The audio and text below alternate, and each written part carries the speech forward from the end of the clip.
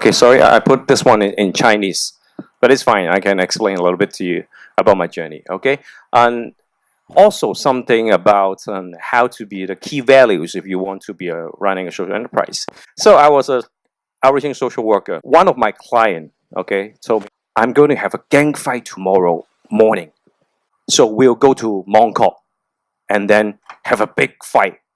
Of course, I tried to, ask him, convince him not to go. But he said, okay, I must go because my big brother is really need me. He's so determined to join the gang fight. What can I do? I just say, okay, no problem. You pick a sharp knife first, and then you wear a thick cloth. You know why?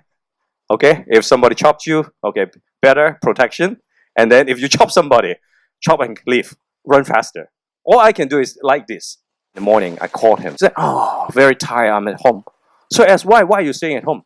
You said your big brother is calling about 60 young people, having a big coach carrying you all the way from Tin Shui Wai to Mongkok to have gang fight. But why are you at home so early? You really run fast with that speed, you back home so early? He said, no, we haven't go. He said, we just keep waiting till 6 a.m. in the morning, and then my big brother come, oh, sorry, those gangs are not coming, we are not going. So then, go home. So I asked, okay, do you get any red packet? He said, no red packet. I said, it's not right. This is some sort of rules or rituals. You should do that. And I asked, what's your big brother giving you then? Young guy said, I just have a packet of iced lemon tea. Oh my God. I said, okay, no problem. Next time you join Usher to do volunteer work, I give you a lunchbox. And then he really joined me to be a volunteer, right? And then with the lunchbox, things like that.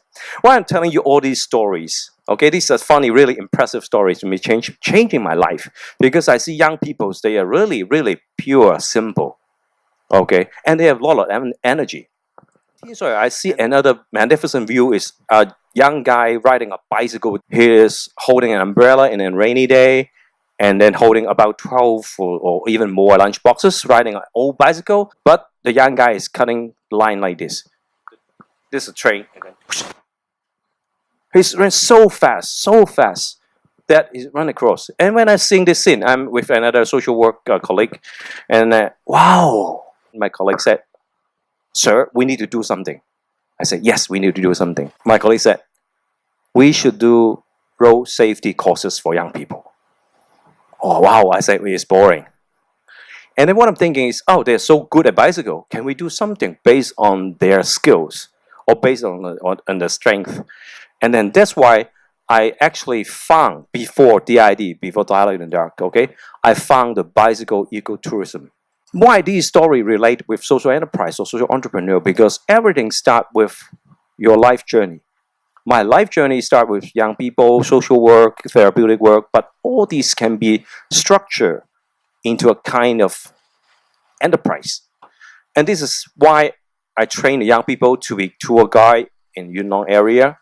And then people go over there, really pay for a tour, a day of leisure, having the gears of, bicycle, the helmets, and then with a decent lunch, and then we provide them tour guide. Okay, the guides are those supposed to be try youngsters. Okay, we train them. So this is how I perceive one key thing for social enterprises. It must start with a problem. Okay, this is a problem. Young gang work is a problem. The second thing is how I structure things to be addressed to a mass market. Not someone because you are a charity come and join you, but we spread, okay, to be using the social enterprise to address the young people unemployment issue. That is the key point. And the second is when we do the whole business, we must focus on how to make the young people grow professionally and self-developmentally. Okay, so what you know about Dialogue in the Dark. In the first few months, a lot of social workers, like myself or my ex-colleagues, and then teachers, bringing students to come. But after a few months, maybe 3 or 4 months, students, they got a cycle. They only can come in weekend, like you yourself. You cannot come in weekdays. So Monday to Friday, no people. Saturday, Sunday, some students. We are telling people that we are a museum, showcase of darkness, blind people ability, a lot of learning and takeaways. And we have passed a few months without mass market people. No ordinary people come. And one day, I see a real customer. And when the guy and the lady came out of the exhibition, they wow, just keep crying. Wow, so touching. Wow, really good. This really wow, stunning. I never think it's so amazing. Wow, dark blind people ability. They have all the keywords I want to sell. Of course, I go and say, "Oh, I'm Anthony. I'm the CEO. Oh, how do you feel about this?" And he said, "Oh, well, we just still keep crying. Very powerful." I said, "Oh, that's good. If that powerful, why don't you invite your friends to come? All right? Ask more friends to come." And he immediately changed the face. "No, sorry, I can't. Because I know this is very stunning and inspirational. But my friends, they are ordinary people. They are not sentimental or social like me. So I never can convince them to come, giving you $120 per ticket and then cry together for the blind." That conversation really stunned me for years. I'm doing the mass market stuff. I need to speak the mass market language. In Hong Kong, we are very simple, fun, entertainment. Agree? We look for fun, entertainment. You ask me to go and cry? No, sorry. First thing, my marketing is turn around into benchmark, not a museum anymore. We do the Christmas in the dark. We do the dating in the dark. We do the wine tasting, dinner, things in the dark. We really twist into mainstream entertainment, or what we call impactainment. So why I'm talking all these is your value is important. When you're doing social business or social enterprise or being a clinician or being a businessman, what's the value behind you doing all these? This is the crucial thing. So for myself, I do things through a few values: respect, equality, inclusion. Right now, I always do teaching in social work department in CU, and I do a lot of training in the NGOs. I always tell them, you have one big problem when you're wearing the hat of a social worker. You know what's that? They always consider those running social enterprises are their client, their service recipients. So if they don't perform, they'll say, "No problem. I pamper you because you are a client." I think their level is more like this. So that's why I don't demand them. I don't look forward to them to improve. Always social workers running social enterprise will find excuses for them for the bad performance of the clients. Me is another kind of subjugation. And that's why when I was running Dollar in the Dark, I consider all my colleagues are the same. If you are having the same salary or the decent salary, you deliver. Because, of course, we do a lot of communication. We don't subjugate. But if I consider you are capable, then you must do the professional stuff. In my mind, everyone can be very innovative. Just how you see things in a different angle. And they don't have a universal look, or some people can be more innovative, some people can't. I don't believe that. I believe every single person can do, because you are always the best people knowing your own strength, your own pathway, your own experience. But most important to me is this part of innovation social. That means social enough. Back to the word inclusion. If I innovate something, wow, that's really a spaceship, but only rich people can go to space. I don't think I'm interested in this kind of thing. That's, of course, technologically very innovative. But to me, I prefer something that can be affordable, inclusive to all people. Makes you feel yourself as a good listener.